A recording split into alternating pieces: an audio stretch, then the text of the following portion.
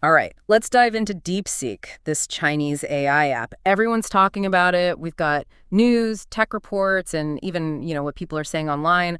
We're going to break it all down. It really is fascinating. I mean, just how fast DeepSeek has become, well, a big deal. It's like, boom, suddenly it's everywhere. Yeah, it's all over the place. So for those who haven't seen it, what is DeepSeek exactly? It's a free AI chatbot. You can use it to do a lot of things like writing, coding, getting answers, like ChatGPT, but a little different under the hood. Okay, and it's crazy popular, top of the Apple Store downloads, but downloads aren't everything. What's got people really excited about this one? I'd say two things: power and price. Some are comparing it to like OpenAI's best models, even that O1. And they say it was built for way less money. That's what makes it so interesting, right? Powerful and cheap. It's all about the tech. It uses these things called reasoning models. Basically, they try to think like humans to give you answers. So instead of just, crunching tons of data, it's more about being smart. This is really new stuff. We're just seeing what it can do. So it's not just about throwing more computer power at it. It's actually trying to understand things. That's wild. Exactly. And DeepSeek, it uses less memory too, so it's cheaper to run. There's even, well, some think they're using a mix of chips, like really good ones and simpler ones. Maybe you get around those U.S. rules about selling advanced tech. Makes sense why Nvidia's worried then. DeepSeek shows you don't need their super expensive chips for good AI. That's got to shake things up. It's a wake-up call, that's for sure. And then there's, the whole China thing. Right. It's not just a cool app. It's a sign of what China wants to do with AI. Exactly. China's been pouring money into AI.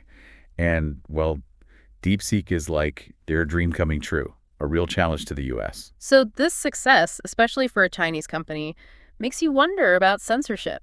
Yeah, no one's denying China controls information online. The BBC, they asked DeepSeek about Tiananmen Square, and it just wouldn't answer. So is this just hype, or is DeepSeek really better than what we have here?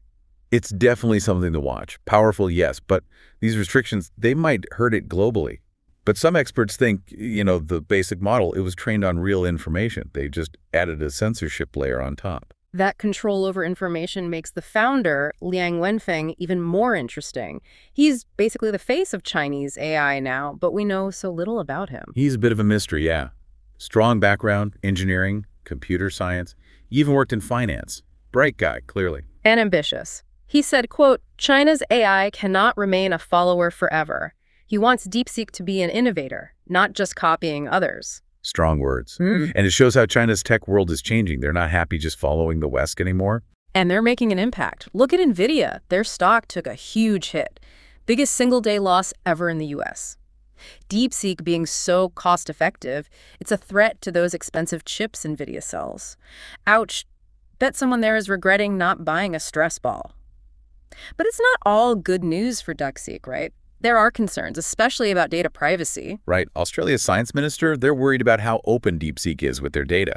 Yeah. And remember, they had those big attacks after hitting #1 on the App Store, had to stop new signups for a bit. Shows how success brings scrutiny and, well, people trying to mess things up. Back in China, though, they're celebrating. It's all part of that innovation 2.0 we're seeing there. New entrepreneurs really pushing boundaries. No official word from the Communist Party yet, but state media is loving it. DeepSeek shaking up Silicon Valley, Wall Street. It shows how China wants to be more independent in tech. So it's more than just an app. It's a symbol, maybe even the start of something much bigger. But the question is, how will DeepSeek change the AI world? It's making headlines globally, yeah.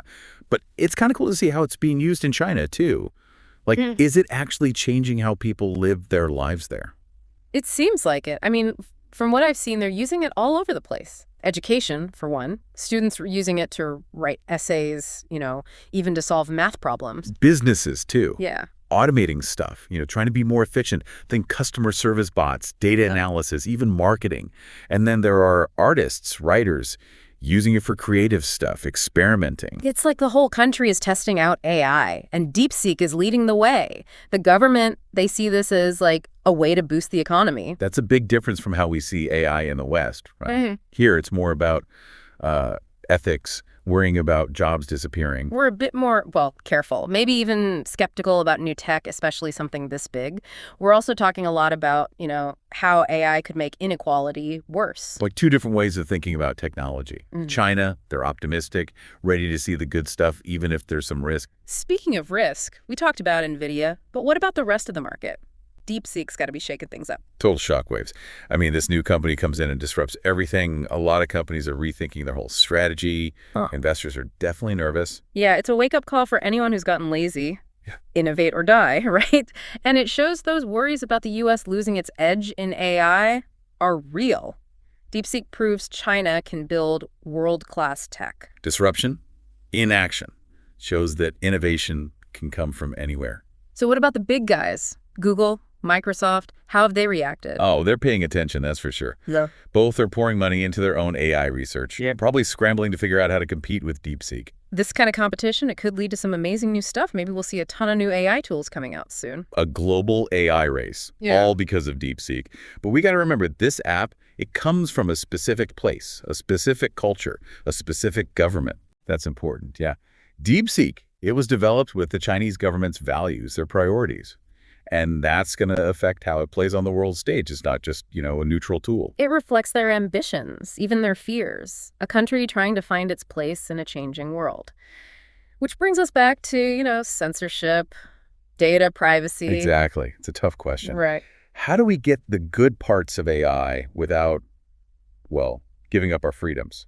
Not easy to answer. It's a balancing act. Policymakers, companies, even regular people, we all need to think about it. We need to talk about the risks, the rewards, and make sure AI is developed the right way. It's not just about technology, it's about society. We got to work together, think carefully if we want to use AI's power and avoid the bad stuff. We've talked big picture, but it's good to remember, behind all the headlines, there are real people whose lives are changing because of DeepSeek. Absolutely. We should hear from the students, the business owners, everyday folks using it. Their experiences can teach us a lot about how this stuff actually works in the world. Those stories help us understand what we're really talking about.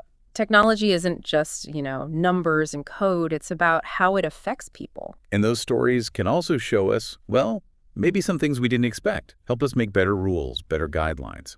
Speaking of unexpected stuff, what about the long term? Will DeepSeek inspire other countries to do the same? Could we see, different AIs for different parts of the world? It's possible. I mean, DeepSeek showed you don't need to be a giant company with tons of resources to make something amazing.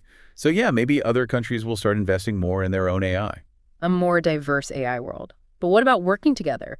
Could countries, share resources, knowledge to build something even better? That'd be tough. I mean, right now there's a lot of competition, distrust between countries that could easily get in the way. Shows how AI isn't just a tech problem, it's also about politics, diplomacy.